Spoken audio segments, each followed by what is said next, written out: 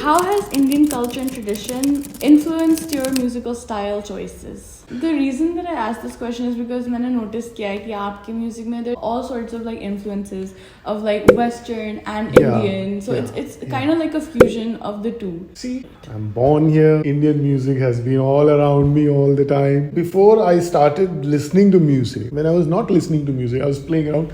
Indian music and Indian songs were always going in my mind, So I think when I got into listening to music seriously, like when it blew my mind, and then I became aware of it, that something like music happens and people make these sounds and they create this space in time. You decorate time. When you're doing music, you're decorating the time. That's how they say. So when I started listening to music seriously, exploring it, what is an instrument, what is a bass, what is a guitar, what's a drum. So when that happened, that time I was listening to a lot of rock and jazz music. Then I explored Indian folk music and Indian classical music, which I got very interested in. Because Indian classical music also is about improvisation. They are mostly improvising on takes a stick and they improvise. And jazz music also is a lot of improvisation. They also improvise. So my interest was into impromptu music, improvisational music. Right.